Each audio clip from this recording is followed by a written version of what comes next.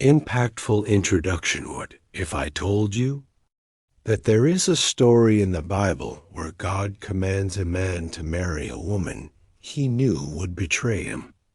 Not just once, but repeatedly. It sounds contradictory, doesn't it? A holy God asking something so uncomfortable. A faithful prophet being placed into a broken relationship from the very beginning. But here's what almost no one realizes. This is not just a story about betrayal. It is one of the deepest revelations of God's love.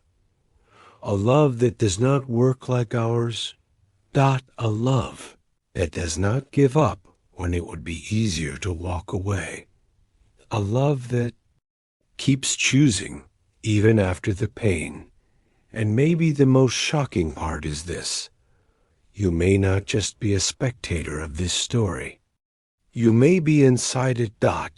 Because the story of Hosea and Gomer is not only about the past that reveals something about God and something about us. And when you understand this, you will never see God's love the same way again. The setting was not peaceful. Israel was living in spiritually confusing days. On the outside, prosperity. On the inside, decay. The people still carried the name of God, still practiced religious rituals, still maintained traditions, but their hearts were no longer in it. Faith had become mechanical. The relationship with God, distant. And little by little, what was holy was being mixed with what was profane. It was the period of the northern kingdom, known as Israel, separated from Judah. Politically unstable, spiritually unfaithful. Kings rose and fell. Alliances were made out of interest, and idolatry was no longer the exception. It was part of the culture. Baal, a Canaanite deity associated with fertility and prosperity, had taken hold of the people's hearts. And with him came practices that mixed religion, sensuality, and spiritual distortion. It was a people who claimed to know God, but lived as if they did not know him. And it is exactly in this scenario that a man appears. His name, Hosea. A prophet, but not just a man who spoke on behalf of God.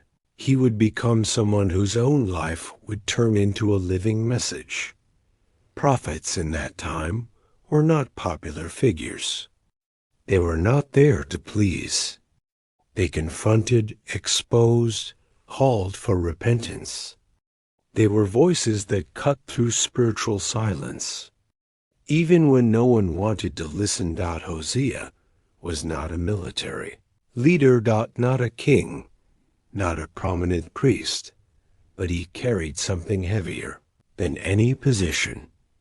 A mission given directly by God. And at first glance, it seemed like a common mission. Until God spoke.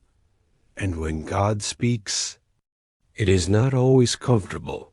The command came directly, without explanation, without softening.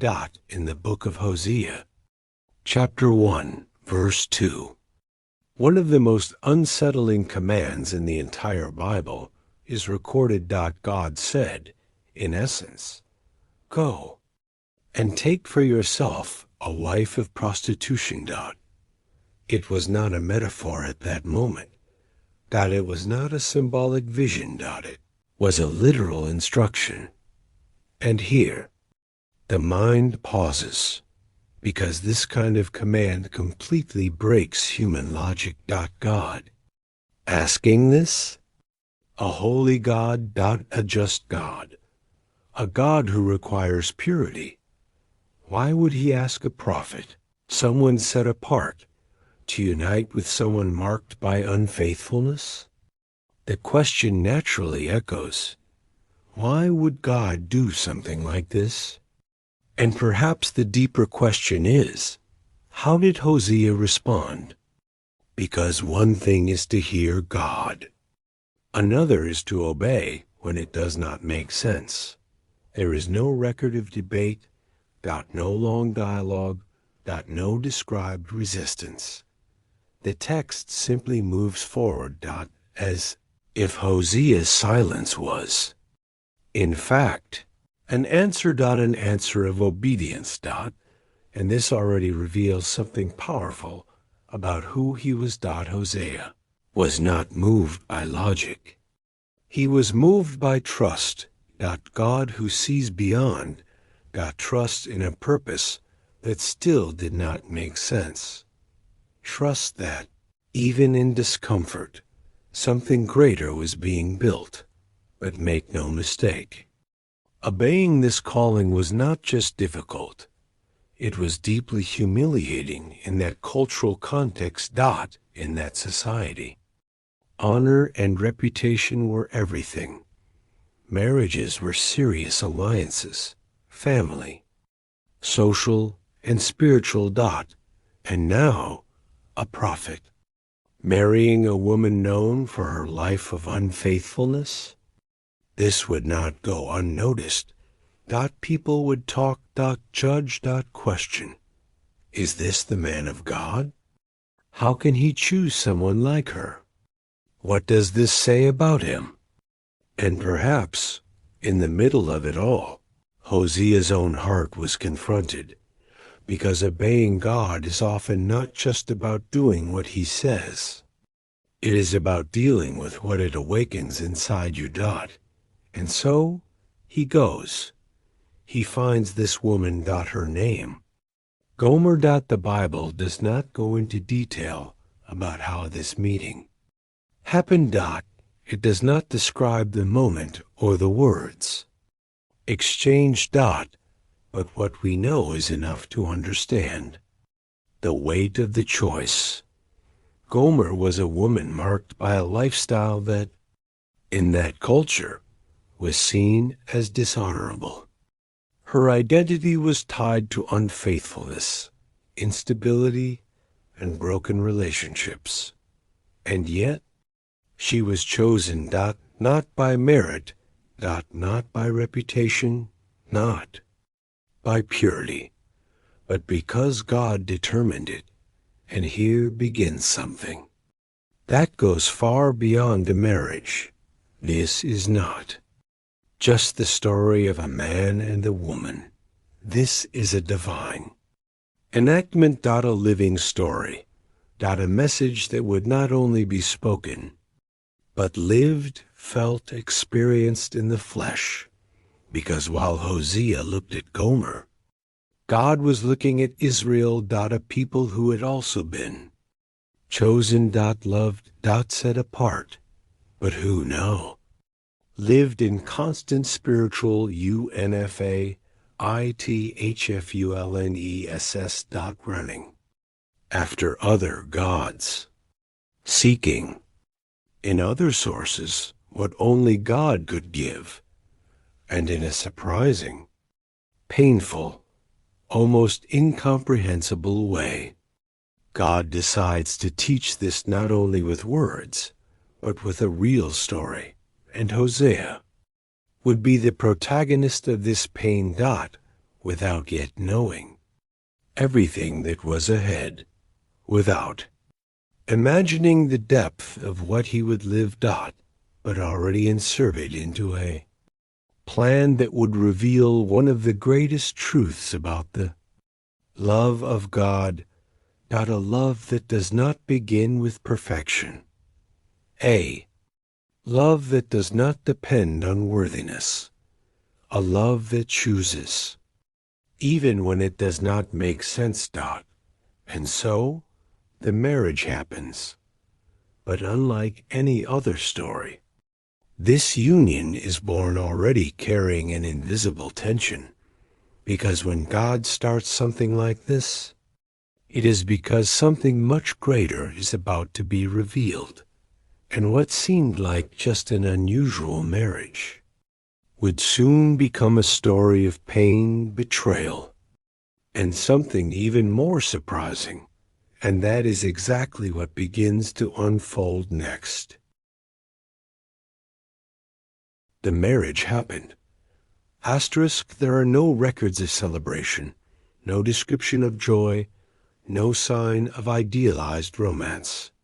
Just a direct, almost dry fact, as if the text itself wanted to make it clear. This is not a common story. Hosea obeyed, and Gomer was now his wife. Asterisk, in the cultural context of Israel, marriage was not just an emotional union. It was a covenant, an alliance involving honor, commitment, and faithfulness. It reflected stability, continuity, and purpose. Asterisk, but in this case, something was out of place from the beginning. Asterisk, because this union did not start with innocence. It started with a command, and with an implicit warning. Asterisk, the very nature of the calling already carried a weight. That woman would not be faithful. Asterisk, and even so, Hosea chose to obey. Asterisk, it is possible to imagine the internal effort of this man trying to live a marriage that, from the beginning, offered no guarantees. He did not enter this relationship expecting stability. He entered knowing he would face pain. Asterisk, and even so, he remained. Over time, life moved forward. Gomer had children. Asterisk, the first was born, and at that moment, perhaps a small hope appeared. A new beginning. A sign that maybe the story could take another direction. Asterisk, but then, God speaks again. Asterisk, and this time, not to guide the marriage, but to define the child's name. Asterisk, in Hebrew culture, names were not just identification. They carried meaning, destiny, message. Giving a name to a child was often declaring something spiritual over their life. Asterisk, and the first name was Jezreel, a name filled with judgment, a reminder of shed blood, past violence, consequences that still echoed in Israel's history. It was not just a name, it was a warning. Asterisk, and suddenly, what could have been a moment of family joy becomes part of a prophetic message. Asterisk, Hosea's personal life was no longer private, it was public. Was symbolic. Asterisk, it was a living representation of the relationship between God and his people. The second child came, and again, God intervenes. Asterisk, the name now was even harder. Lo-Ruhmah. Asterisk, not loved. Asterisk, without compassion. Imagine that. Calling a child by a name that carries the idea of absence of mercy. Asterisk, not because God stopped being merciful, but because the people had moved so far away that they rejected that mercy. The message was becoming more intense, more direct, harder to ignore. Asterisk, and then the third child is born. Asterisk, and once again, the name does not come from the human heart. It comes from God. Lo-Ruhmah, not my people. Asterisk here. The tension reaches another level.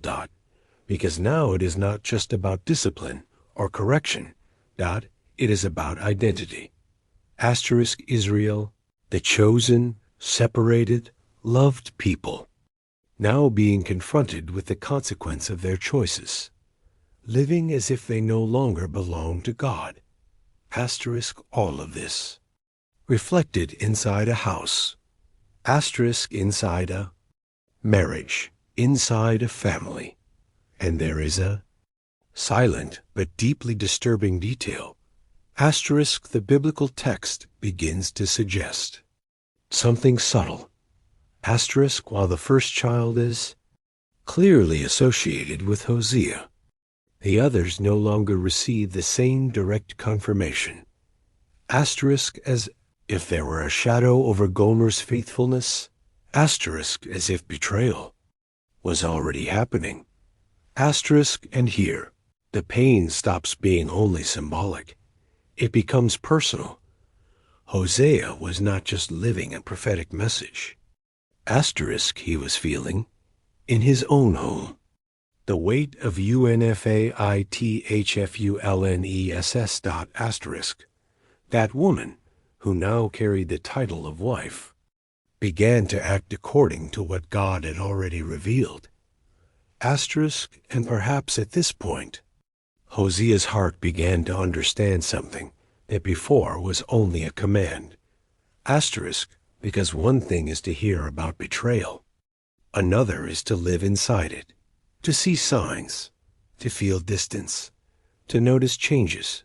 Asterisk, and still remain there.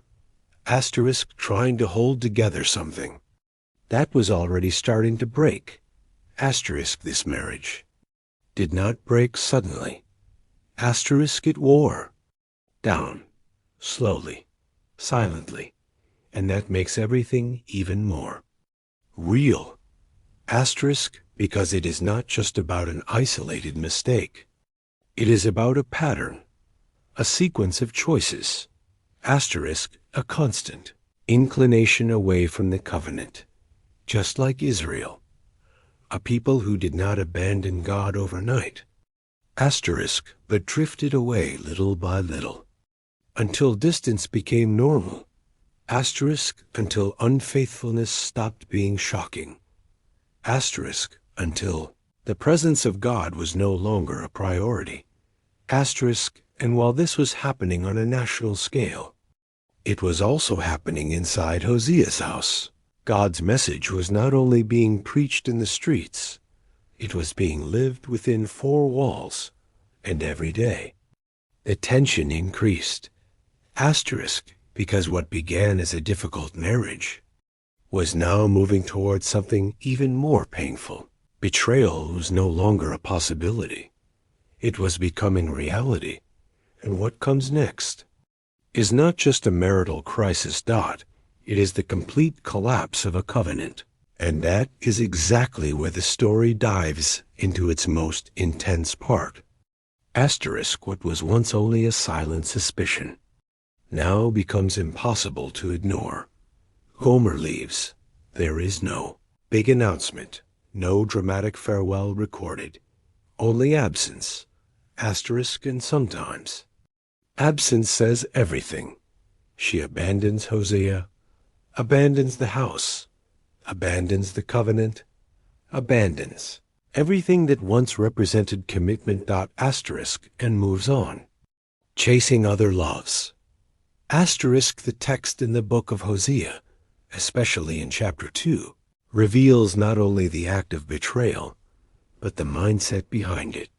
Gomer begins to believe that these other relationships are what sustain her life.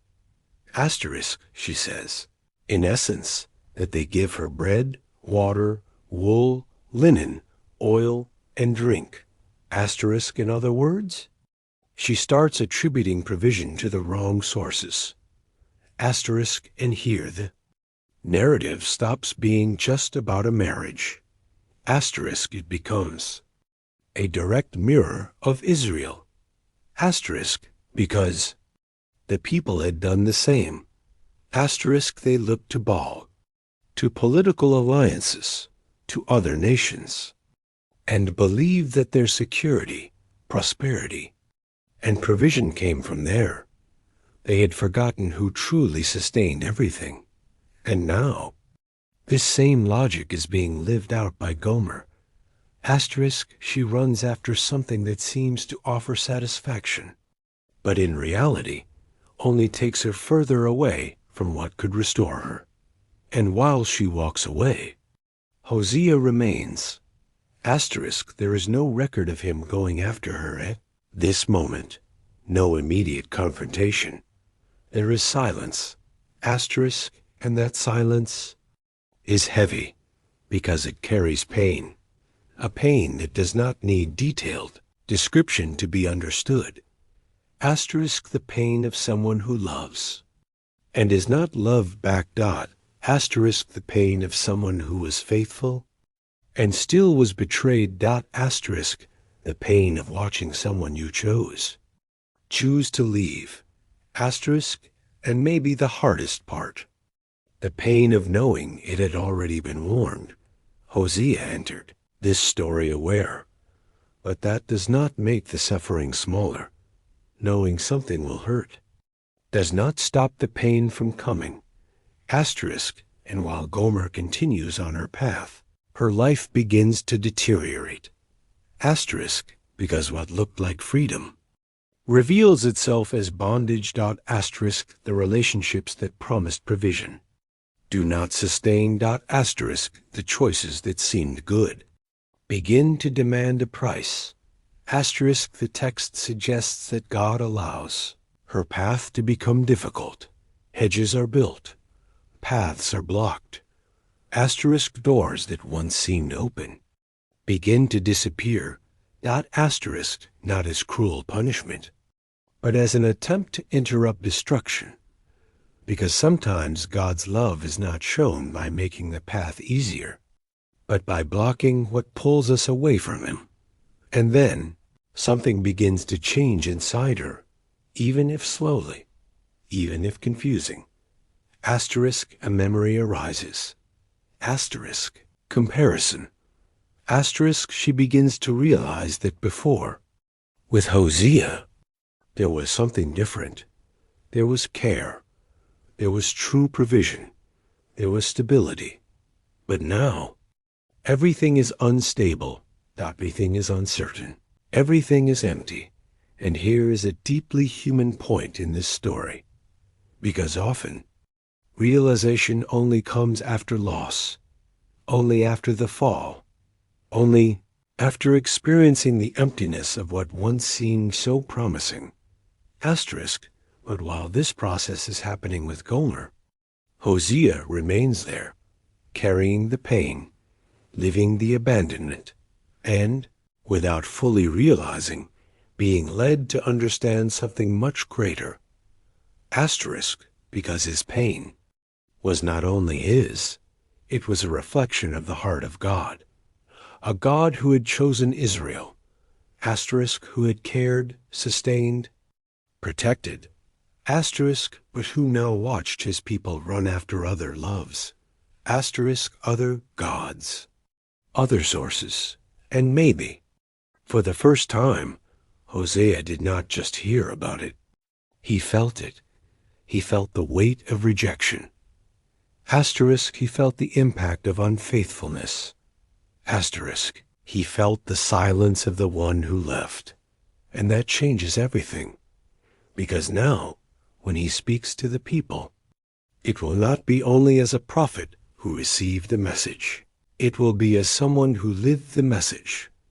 Asterisk, someone who understands, in his own skin, what is being said. But the story has not yet reached its most surprising point, because, humanly speaking, this would be the end. Betrayal, abandonment, final rupture. But with God, the end is rarely where it seems to be. Asterisk, because while everything points to closure, God still has something to say, and the next step does not follow human logic. It breaks every expectation, because what comes now is not immediate judgment. Asterisk, it is something far more unsettling. If this were a common story, it would end here. Betrayal, abandonment, a broken heart. The cycle would be complete. And hide. Humanly speaking, it would be justified. No one would expect anything else from Hosea except to move on. Start over. Leave behind what was destroyed. But this is not a common story. And Hosea is not living a common life. And God speaks again. And this time, The command is even more unsettling than the first dot in chapter 3 of the book of Hosea. The instruction comes with a clarity that leaves no room for interpretation. Go again. Love a woman. It is not forget. It is not move on. It is not start over with someone better. It is go back dot and more than that. Love, and here is the point that breaks all human logic. Because loving someone who loves you is natural dot, loving someone faithful is expected dot. But loving someone who hurt you, loving someone who abandoned you, loving someone who chose other paths, this requires something completely different. And God does not just command Hosea to return dot, he explains why, just as the Lord loves the children of Israel. In other words, what Hosea was being called to do was a direct reflection of God's own heart, a God who keeps loving, even when rejected, a God who remains faithful, even when his people are unfaithful. A God who does not give up, even when everything suggests he should. And now, Hosea must turn that truth into action. He must go after her. We do not know how much time has passed. We do not know exactly where Gomer was at that moment. But what the text allows us to understand is that her situation had worsened. A lot. The woman who was once a wife is no longer in a place of freedom. She is completely lost. That pursuit of other loves, other sources, other promises has taken her to a deeper place of destruction. And somehow, Hosea must find her. Imagine this moment, him walking through places he never thought he would go. Asking, searching, following traces, not as a proud man, but as someone on a mission. And maybe, inside him, there is a silent conflict, because obeying God does not always remove pain. Sometimes it intensifies it, but he goes because something greater than his own feelings is guiding his steps. And then he finds her. No longer as before, no longer as a wife, no longer as someone whole, but as someone broken. Marked by her own choices, wounded by the consequences of a life far from the covenant. And here, the silence of the scene speaks louder than any description. There are no recorded words. We do not know what was said. But we know what was done. And that is enough. Because what happens next completely redefines the meaning of love within this story. Hosea does not go to accuse her. He does not go to expose. He does not go to remind her of everything she did. He goes to love her again. And this kind of love is not based on feeling. It is based on decision. It is a love that chooses to remain. Even after pain, that chooses to rebuild. Even after breaking, that chooses to return. When everything points to walking away. And at this point, the story can no longer be seen as just a human relationship. It becomes a revelation, a deep revelation, about the character of God. Because while Hosea walks toward Gomer, God is revealing to the world something essential about himself. He does not give up, even when we are unfaithful, even when we walk away, even when we choose other paths, God's. Love does not work like ours. It is not conditional. It is not limited. It is not easily broken. It is persistent. And now, this love is about to be revealed in an even more concrete way. Because finding Gomer was only the beginning. There was still a price to be paid. And what happens next is one of the most powerful moments in this entire story. Because loving would not be enough. It would be necessary to redeem. Finding her had already been difficult. But what Hosea discovers makes everything even heavier. Gomer is not just lost, she is enslaved. The text in the book of Hosea chapter 3 reveals something that, at first glance, might go unnoticed, but carries deep meaning. Hosea needs to buy her back. This indicates that, somehow, she had reached a state of slavery, perhaps as a consequence of debts, perhaps as a result of her own path of choices, perhaps as someone who was used, until she completely lost her freedom. The one who was once a wife now has a price. And here, the scene gains an almost unbearable weight, because it is not just about finding someone who left. It is about looking at that person and realizing how far they have fallen. How lost they have become. How unrecognizable they are compared to who they once were. And still, choosing to act. The text is direct. Hosea pays 15 pieces of silver and a homer and a half of barley. A significant value, not only financially, but symbolically. Because in that moment, the man who was betrayed is paying to bring back the woman who betrayed him. This breaks all human logic. Normally, the one who is wrong is the one who asks for forgiveness. The one who fails is the one who tries to repair. But here, it is the offended who pays the price. It is the betrayed who invests in restoration. It is the one who is abandoned who chooses to rescue. And this is not just a practical action. It is a declaration, a silent but powerful declaration. You still have value, even after everything, even after wrong choices, even after being lost. Maybe this is one of the most powerful moments in the entire biblical story, because it reveals something that goes far beyond Hosea and Gomer. It points to a divine pattern, a God who also pays a price. A God who also redeems. A God who also sees value where many no longer see it.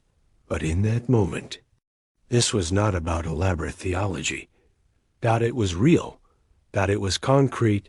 It was a man standing before a broken woman, choosing to restore her.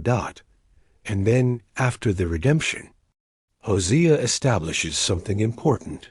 He does not ignore the past. He does not pretend nothing happened. He speaks, and his words carry firmness and purpose. He says that she should stay with him for many days. Without prostituting herself. Without being with others. There would be a time of restoration. A time of rebuilding. A time of repositioning. Because redemption is not just taking someone out of a bad place. It is leading that person into a process of transformation. And that requires time. It requires boundaries.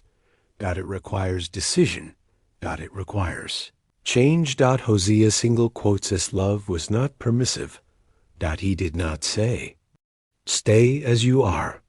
He said, come back, but live differently. And this reveals another important layer of this story. True love does not just accept, it transforms. It rescues, but also directs. And while all of this is happening on a human level, something much greater is being communicated on a spiritual level, because Israel was also in that condition. Enslaved. Distant. Living the consequences of its choices, and still being the target of a God who did not give up. A God who not only calls back, but is also willing to pay the necessary price to restore. This leads us to an unavoidable reflection. How many times is Gomer's story repeated? Not necessarily in the same actions, but in the same essence. Seeking in other places what only God can give. Believing empty promises, drifting away little by little, until getting lost, and still being reached not because it was deserved, but because it was loved. Dot. And maybe the strongest point of all this is this: redemption did not begin when Gomer decided to return. Dot. It began when Hosea decided to go after her. Dot. And that changes everything, because it shows that many times love comes before repentance. Dot. The pursuit comes before the response. Dot. Grace shows up even before any merit. Dot. And now the story reaches its final moment, because everything that has happened so far was not just about them. Dot. It was a message, a revelation, something that needed to be understood. And that is exactly what becomes clear in the final movement of this story. After everything, an inevitable question arises. Why? Why would God lead a man to live such a painful story? Why turn a marriage into a public message? Why allow Hosea's pain to become part of the revelation? The answer is not only in the events, but in what they represent, because this was never just the story of Hosea and Gomer. Dot. This is a story about God and his people. Dot. In the book of Hosea, especially in chapters 2 and 3, God begins to clearly reveal the meaning behind everything. Gomer represents Israel. A chosen people. Set apart. Loved from the beginning, but who, over time, began to drift away, not abruptly, but gradually, seeking in other places what only God could provide. Security in political alliances. Provision in false gods, satisfaction in practices that mixed the sacred with the profane. Just as Gomer believed her lovers were the source of everything, Israel also began to believe it no longer needed to depend on God. And this is one of the deepest points of this story, because the unfaithfulness here is not just physical. It is spiritual. It is when the heart shifts. When trust changes direction. When God is no longer the center. And then Hosea becomes the central figure of this revelation. He represents God, not in divine essence, but in attitude, a God who chooses to love, a God who remains faithful, a God who does not abandon, even when he is abandoned. And here is the contrast that defines the entire narrative. On one side, constant unfaithfulness. On the other, persistent love. On one side, distance. On the other, pursuit. On one side, broken covenant. On the other, restored covenant. And perhaps the most impactful part is realizing that God does not hide this pain. He does not present an idealized relationship. He reveals reality. A God who feels rejected. A God who sees his people chasing other things. A God who, even so, keeps calling them back. In chapter 2, verses 19 and 20.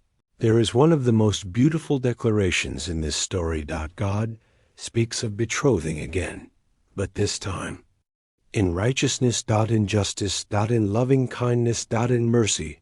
And in faithfulness. In other words, restoration would not be superficial. It would be deep. It would be based not only on feeling, but on real transformation. And here, the narrative stops being only historical. It becomes personal.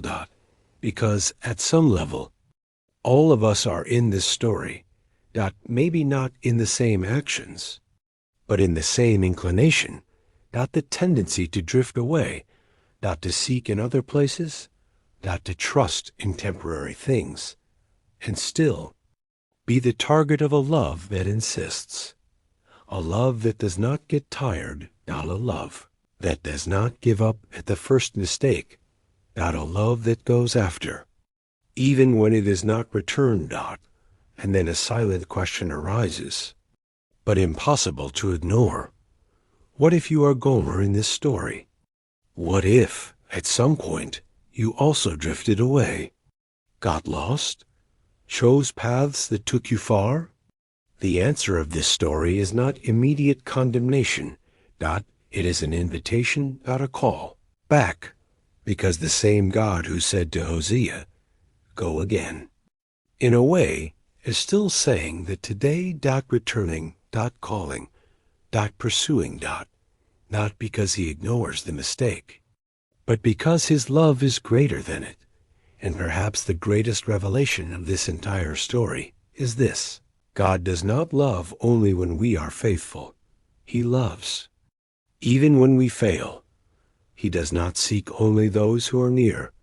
He goes after those who are lost. And when he finds them, he does not just point out the mistake. He rescues. He restores. He gives a new chance. Story of Hosea and Gomer does not end with perfection. It ends with hope. With the possibility of a new beginning. With the proof that redemption is real. And that changes everything, because it means that no matter how far someone has gone, God's love still reaches. Still calls. Still transforms. And maybe, in the end, the most important question is not about them. But about the one listening to this story right now. Will you remain distant? Or will you respond to the call? Thank you for watching until here. See you in the next video.